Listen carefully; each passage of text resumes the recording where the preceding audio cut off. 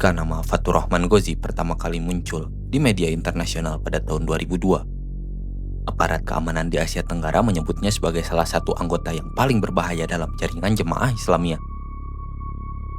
Ia bukan pemimpin organisasi, bukan pula tokoh yang sering tampil di depan publik. Namun di balik layar, ia dikenal memiliki kemampuan yang jauh lebih berbahaya. Ia adalah perakit bahan peledak, pelatih, sekaligus penghubung antara jaringan teroris di Indonesia, Malaysia, dan juga Filipina. Perjalanan itu tidak dimulai di medan perang ataupun kamp pelatihan militer. Semuanya berawal dari sebuah kota kecil di Jawa Tengah. Fatur Rahman Al-Ghazi lahir di Klaten pada tanggal 17 Februari tahun 1971. Informasi mengenai kehidupan keluarganya memang sangat terbatas, karena hampir tidak pernah dipublikasikan. Berbagai dokumen penyelidikan dan juga penelitian tentang Jamaah Islamiyah hanya menyebut bahwa ia dibesarkan dalam keluarga muslim yang taat. Sejak kecil, pendidikan agama menjadi bagian penting dalam kehidupannya.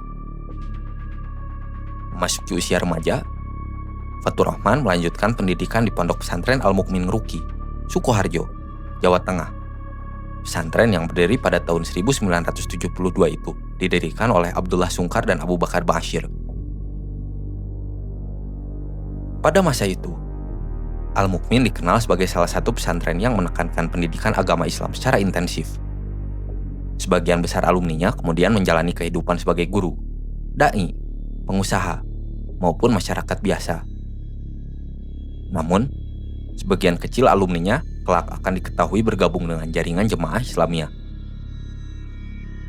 Di lingkungan pesantren inilah Fatur Rahman mulai mengenal tokoh-tokoh yang nantinya berpengaruh terhadap perjalanan hidupnya. Abdullah Sungkar dikenal memiliki pandangan bahwa umat Islam harus hidup berdasarkan syariat Islam secara menyeluruh. Pandangan tersebut berbeda dengan kebijakan pemerintah Orde Baru pada masa itu, sehingga aktivitas dakwahnya beberapa kali mendapat perhatian dari aparat keamanan.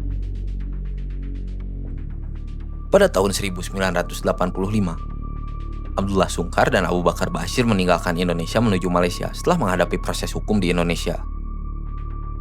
Keputusan itu ternyata menjadi titik penting dalam perkembangan jaringan yang kemudian dikenal sebagai Jemaah Islamiyah.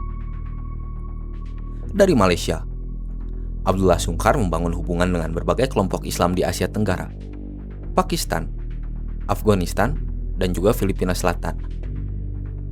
Sementara itu, dunia Islam sedang mengalami perubahan besar. Invasi Uni Soviet ke Afghanistan pada tahun 1979 memicu perang yang menarik ribuan sukarelawan dari berbagai negara. Bagi banyak aktivis Islam saat itu, Afghanistan bukan hanya medan perang, tetapi juga tempat berkumpulnya jaringan lintas negara yang memiliki tujuan dan ideologi yang sama. Dari sanalah lahir hubungan antar individu yang kemudian berkembang menjadi jaringan internasional. Pengaruh konflik Afghanistan turut dirasakan di Indonesia. Ceramah, buku, dan kisah perjuangan para mujahidin mulai beredar di berbagai kalangan aktivis Islam. Bagi sebagian orang, perang tersebut dipandang sebagai simbol perlawanan terhadap pendudukan asing. Di tengah arus pemikiran inilah, Fatur Rahman tumbuh sebagai seorang pemuda yang semakin aktif dalam lingkungan dakwah. Berbagai penelitian mengenai Jemaah Islamiyah menunjukkan bahwa proses perekrutan organisasi ini tidak dilakukan secara terbuka. Tidak ada formulir keanggotaan ataupun pengumuman resmi. Hubungan dibangun melalui kepercayaan, rekomendasi, dan ikatan personal yang terjalin selama bertahun-tahun. Seseorang biasanya diperkenalkan kepada lingkaran yang lebih kecil secara bertahap, setelah dianggap memiliki komitmen dan kesamaan pandangan. Fatur Rahman termasuk dalam generasi yang memasuki jaringan tersebut melalui hubungan antar santri dan juga alumni. Ia mulai berinteraksi dengan individu-individu yang memiliki kedekatan dengan Abdullah Sungkar. Dari sinilah pemahamannya berkembang. Tidak lagi hanya berfokus pada pendidikan agama, tetapi juga pada gagasan bahwa perjuangan bersenjata merupakan bagian dari pembelaan terhadap umat Islam di berbagai wilayah konflik. Menjelang awal dekade tahun 1990-an, jaringan yang dibangun Abdullah Sungkar dari Malaysia semakin luas. Jumlah kader dikirim ke Pakistan, dan Afghanistan untuk mengikuti pelatihan militer. Sebagian lainnya diarahkan ke Filipina Selatan guna menjalin hubungan dengan kelompok bersenjata yang telah lebih dulu beroperasi di wilayah tersebut. Fatur Rahman menjadi salah satu kader yang dipilih untuk memasuki tahap berikutnya. Keputusan itu merubah seluruh arah hidupnya. Ia tidak lagi dipersiapkan sebagai seorang santri atau pendakwah, melainkan sebagai bagian dari jaringan yang beroperasi lintas negara. Perjalanan yang akan dijalaninya bukan sekedar perpindahan dari Indonesia ke luar negeri. Di depan, ia akan memasuki dunia yang dipenuhi oleh pelatihan militer, penggunaan senjata, bahan peledak, identitas samaran, dan operasi rahasia. Kemampuan yang diperolehnya di sana kelak akan membuat namanya masuk ke dalam daftar buronan sejumlah negara di Asia Tenggara. Namun pada tahap ini, Fatur Rahman Al-Ghazi masih berada di awal perjalanan. Seorang pemuda asal Klaten yang perlahan meninggalkan kehidupan lamanya, tanpa menyadari bahwa beberapa tahun kemudian ia akan menjadi salah satu figur penting dalam jaringan terorisme regional dan diburu oleh aparat keamanan dari berbagai negara sekaligus.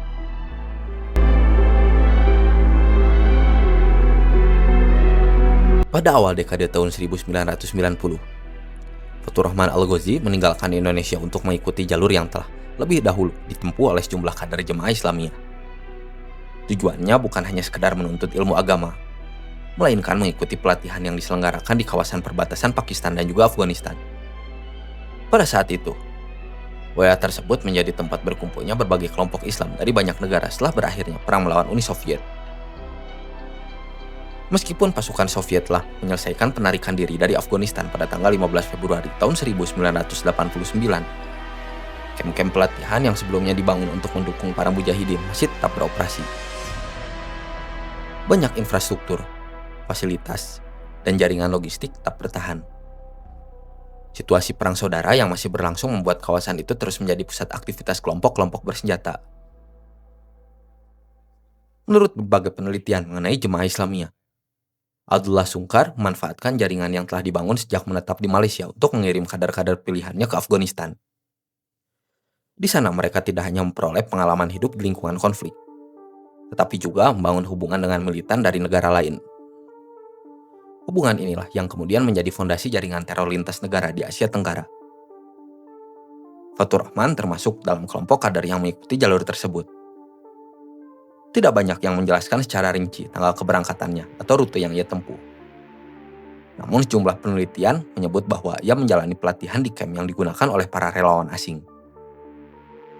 Di tempat inilah ia mulai mendapatkan pendidikan yang jauh lebih berbeda dari kehidupan pesantren yang pernah dijalaninya.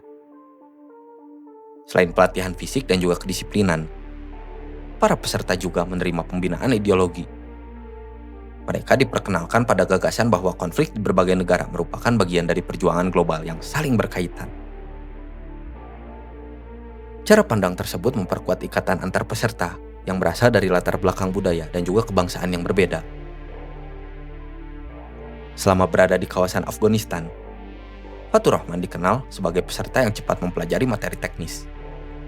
Beberapa sumber menyebut bahwa ia memiliki ketelitian yang tinggi dan mampu memahami berbagai prosedur dengan cepat. Kemampuan inilah yang kemudian membuatnya dipercaya mengemban tugas-tugas yang membutuhkan kecermatan dan juga disiplin. Setelah menyelesaikan masa pelatihan, ia tidak langsung kembali menjalani kehidupan sipil. Sebaliknya, ia mulai dipercaya untuk membantu aktivitas jaringan yang sedang dibangun oleh Abdullah Sungkar di Asia Tenggara. Berbeda dengan sebagian kader lain yang bertugas sebagai penghubung atau perekrut, Fatur Rahman lebih sering ditempatkan pada bidang yang membutuhkan kemampuan teknis dan juga mobilitas yang tinggi. Pada periode yang sama, organisasi yang kelak dikenal luas sebagai Jemaah Islamiyah mulai menyusun struktur yang lebih rapi. Jaringan ini berkembang melalui kelompok-kelompok kecil yang saling terhubung, tetapi tidak selalu mengetahui keseluruhan struktur organisasi. Pola seperti ini membuat aparat keamanan kesulitan memetakan hubungan antar anggota ketika penyelidikan dilakukan. Di Malaysia, Abdullah Sungkar membangun pusat koordinasi yang menghubungkan kader dari Indonesia, Singapura, dan Filipina. Sejumlah pertemuan dilakukan secara tertutup, sementara komunikasi lebih banyak berlangsung melalui hubungan personal daripada mekanisme organisasi yang terbuka. Fatur Rahman menjadi salah satu orang yang mulai sering berpindah dari satu negara ke negara yang lain. Mobilitas tersebut membuatnya mengenal banyak tokoh penting dalam jaringan jemaah Islamiyah. Meskipun bukan figur yang sering tampil depan umum, namanya mulai dikenal di kalangan internal sebagai anggota yang dapat menjalankan berbagai penugasan dengan tingkat kerahasiaan yang tinggi. Menjelang pertengahan dekade tahun 1990, perhatian jaringan mulai mengarah ke Filipina Selatan, khususnya di Pulau Mindanao. Wilayah itu telah lama menjadi lokasi konflik antara pemerintah Filipina dan beberapa kelompok bersenjata. Kondisi keamanan yang tidak stabil serta keberadaan kamp-kamp pelatihan menjadikan kawasan tersebut memiliki arti strategis bagi sejumlah organisasi militan di Asia Tenggara. Bagi jemaah Islamiyah, Filipina Selatan bukan sekedar tempat berlindung. Kawasan itu dipandang sebagai lokasi untuk membangun hubungan, bertukar pengalaman, dan memperkuat jaringan regional.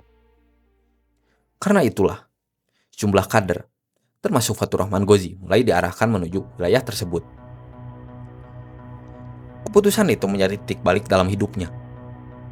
Jika Afghanistan membentuk cara pandangnya dan memperluas jaringan internasionalnya, maka Filipina Selatan akan menjadi tempat di mana perannya dalam jemaah Islamiyah semakin menonjol. Di sanalah ia mulai dikenal oleh aparat keamanan sebagai salah satu anggota yang memiliki kemampuan teknis dan dipercaya menjalankan tugas-tugas penting bagi organisasi. Perjalanan menuju Filipina Selatan sekaligus membuka babak baru yang jauh lebih berbahaya. Nama Fatur Rahman Ghazi yang sebelumnya hampir tidak dikenal di luar lingkaran internal jemaah Islamiyah, perlahan mulai masuk radar badan intelijen beberapa negara. Namun saat itu, belum ada yang memperkirakan bahwa dalam beberapa tahun ke depan, ia akan menjadi salah satu buronan yang paling dicari di Asia Tenggara.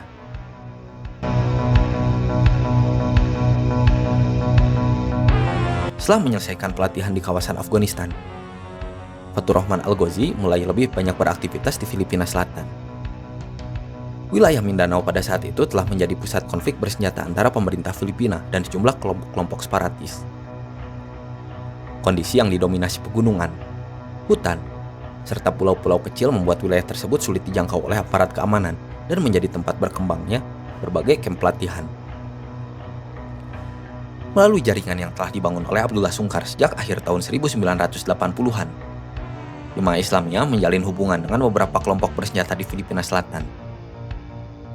Hubungan ini dimanfaatkan untuk memberikan pelatihan, bertukar pengalaman, dan memperluas jaringan operasional di kawasan Asia Tenggara. Di lingkungan inilah peran Fatur Rahman mulai berubah. Ia tidak lagi hanya menjadi peserta pelatihan, tapi dipercaya membantu pelatihan teknis bagi anggota baru. Berbagai hasil penyelidikan yang kemudian dipublikasikan oleh aparat keamanan Filipina menyebut bahwa Al-Ghazi dikenal memiliki kemampuan dalam merakit perangkat peledak rakitan. Kemampuan tersebut membuatnya menjadi salah satu anggota yang memiliki nilai strategis dalam jaringan. Berbeda dengan tokoh seperti Abdullah Sungkar atau Abu Bakar Ba'asyir yang berperan sebagai pembina ideologi dan juga pengarah organisasi, Fatur Rahman Al-Ghazi lebih banyak bekerja di lapangan. Ia jarang muncul di ruang publik dan hampir tidak pernah menyampaikan pidato atau ceramah. Aktivitasnya berlangsung secara tertutup, berpindah dari satu lokasi ke lokasi yang lain menggunakan identitas yang berbeda sesuai dengan kebutuhan. Pada pertengahan hingga akhir tahun 1990-an, situasi keamanan di Asia Tenggara mulai berubah. Pemerintah Singapura, Malaysia, Indonesia, dan juga Filipina meningkatkan pertukaran informasi mengenai pergerakan kelompok-kelompok ekstremis. Meski demikian, koordinasi antar lembaga saat itu belum sekuat beberapa tahun setelah serangan 11 September tahun 2001 di Amerika Serikat. Kondisi tersebut memberi ruang bagi jaringan jemaah Islamiyah untuk terus berkembang. Para anggotanya dapat bergerak melintasi perbatasan dengan relatif leluasa. Sebagian menggunakan paspor asli, dan sebagian lain memanfaatkan identitas samaran atau bantuan jaringan lokal. Mobilitas inilah yang membuat aparat keamanan sulit memetakan struktur organisasi secara utuh.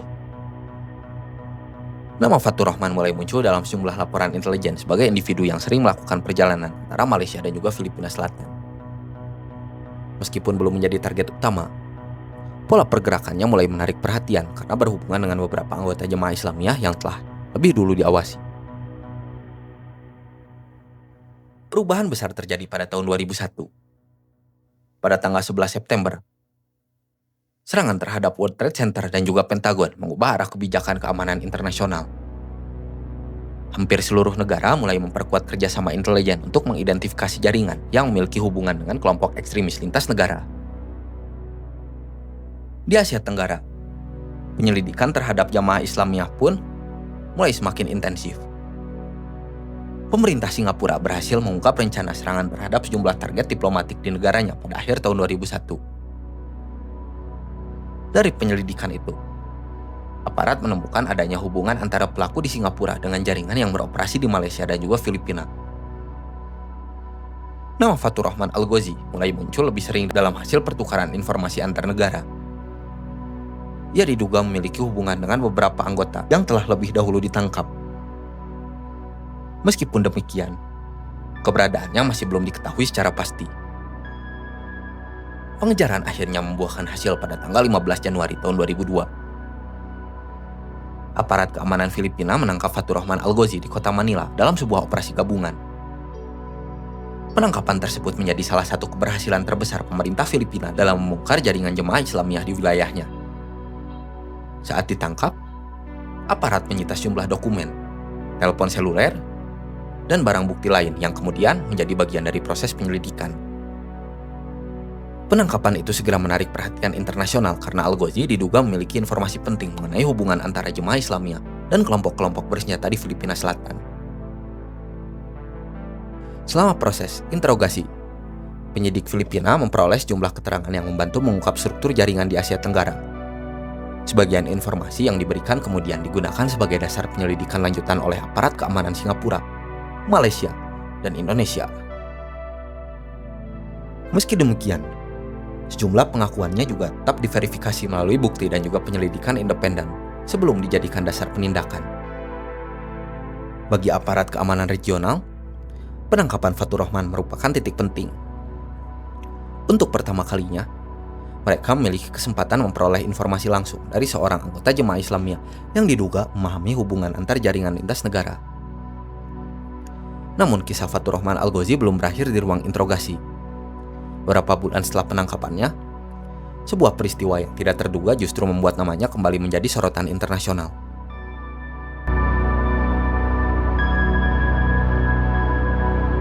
Setelah ditangkap pada tanggal 15 Januari tahun 2002, Fatur Rahman Al-Ghazi ditahan oleh aparat kepolisian Filipina di Markas Besar Kepolisian Nasional Filipina, Camp Krem, Quezon City. Selama menjalani pemeriksaan, ia menjadi salah satu tahanan dengan tingkat pengamanan tinggi karena dianggap memiliki informasi penting mengenai jaringan jemaah Islamiyah di Asia Tenggara. Dalam proses penyidikan, aparat Filipina menduga Al-Ghazi mengetahui lokasi sejumlah tempat penyimpanan bahan peledak, jalur pergerakan anggota jaringan, hingga hubungan jemaah Islamiyah dengan kelompok bersenjata di Filipina Selatan. Informasi yang diperoleh dari penyidikan kemudian dibagikan kepada aparat keamanan di Singapura, Malaysia, Indonesia, dan Amerika Serikat sebagai bagian dari kerjasama pemberantasan terorisme pasca serangan 11 September tahun 2001. Pada pertengahan tahun 2002, pengadilan Filipina menjatuhkan hukuman penjara terhadap Al-Ghazi atas kepemilikan bahan peledak dan juga dokumen palsu. Bagi aparat keamanan, proses hukum tersebut dianggap sebagai langkah awal untuk membongkar jaringan yang lebih besar. Namun situasi berubah drastis beberapa hari kemudian. Pada tanggal 14 Juli tahun 2002, Fatur Rahman Al-Ghazi berhasil melarikan diri dari Camp Krem. Pelarian itu mengejutkan pemerintah Filipina karena dilakukan dari salah satu komplek kepolisian dengan tingkat keamanan tertinggi di negara tersebut. Hasil penyelidikan internal menunjukkan bahwa pelarian itu tidak mungkin dilakukan seorang diri. Jumlah petugas diduga menerima suap untuk membantu proses kaburnya Al-Ghazi. Dugaan tersebut semakin menguat setelah penyelidikan menemukan bahwa adanya pelanggaran prosedur pengamanan. Dugaan tersebut semakin menguat setelah penyelidikan menemukan adanya pelanggaran prosedur pengamanan dalam rumah tahanan. Peristiwa itu segera menjadi berita utama di Filipina. Pemerintah mendapat kritik keras karena seorang tahanan yang diduga memiliki hubungan dengan jaringan teror internasional justru berhasil keluar dari markas besar kepolisian. Operasi pencarian segera dilakukan. Militer Filipina, Kepolisian Nasional Filipina dan Badan Intelijen mengerahkan personel ke berbagai wilayah, terutama Mindanao, yang diyakini menjadi tujuan pelarian Algozi. Pemerintah juga memperketat pengawasan di pelabuhan dan juga bandara untuk mencegahnya meninggalkan negara tersebut. Sementara itu, aparat keamanan di negara-negara tetangga turut meningkatkan kewaspadaan. Indonesia, Malaysia, dan Singapura menerima informasi mengenai kemungkinan perpindahan Algozi melalui jalur laut yang selama ini sering digunakan jaringan jemaah Islamiyah. Meskipun menjadi buronan internasional, Algozi berhasil menghindari penangkapan selama beberapa bulan. Ia diduga kembali memanfaatkan jaringan pendukung yang telah dibangun jemaah Islamiyah di Filipina Selatan. Wilayah tersebut memang dikenal memiliki kondisi geografis yang menyulitkan operasi pengejaran, dengan banyak daerah pegunungan dan juga desa-desa terpencil yang berada di luar kendali penuh pemerintah. Namun pelarian itu tidak berlangsung lama. Aparat militer Filipina melancarkan operasi Barangay Bulyo, Kota Pingcawayan, Provinsi Kota Batu Utara. Operasi tersebut dilakukan berdasarkan informasi intelijen mengenai keberadaan sejumlah anggota kelompok bersenjata di kawasan tersebut. Dalam baku tembak yang terjadi, seorang pria yang kemudian diidentifikasi sebagai Faturrahman Algozi tewas setelah terkena tembakan. Identitasnya dipastikan melalui sidik jari dan pemeriksaan lebih lanjut oleh aparat Filipina. Kematian Algozi mengakhiri pengejaran yang berlangsung selama lebih dari 1 tahun sejak pelariannya dari Camp Krem. Meski demikian, berakhirnya hidup Faturrahman Algozi justru tidak berakhir pula pada aktivitas jaringan yang pernah diikutinya. Justru sebaliknya, penyelidikan terhadap dirinya membuka banyak informasi baru mengenai struktur jaringan jemaah Islamiyah, hubungan antar anggota, serta pola kerjasama lintas negara yang selama bertahun-tahun berkembang secara rahasia. Informasi tersebut kemudian menjadi dasar bagi operasi-operasi besar yang dilakukan aparat keamanan di Indonesia, Filipina, Singapura, dan Malaysia pada tahun-tahun berikutnya. Banyak anggota jaringan yang berhasil ditangkap, sementara sejumlah kamp pelatihan dan jalur logistik berhasil diidentifikasi. Kasus Faturrahman Algozi juga menjadi pelajaran penting bagi negara-negara di Asia Tenggara. Pelariannya dari Camp Krem menunjukkan bahwa keberhasilan menangkap seorang tersangka tidak selalu berarti ancaman telah berakhir. Koordinasi antar lembaga, integritas aparat, dan kerjasama lintas negara terbukti menjadi faktor yang sama pentingnya dalam menghadapi jaringan yang beroperasi melampaui batas wilayah nasional. Kisah Faturrahman Algozi akhirnya dikenang bukan hanya karena perannya sebagai individu, melainkan karena kasusnya mengungkap bagaimana sebuah jaringan ekstremis dapat dibangun melalui hubungan personal, mobilitas lintas negara, dan kerahasiaan yang tinggi. Pengungkapan jaringan tersebut kemudian menjadi salah satu titik penting dalam penguatan kerjasama kontra terorisme di Asia Tenggara pada awal abad ke-21.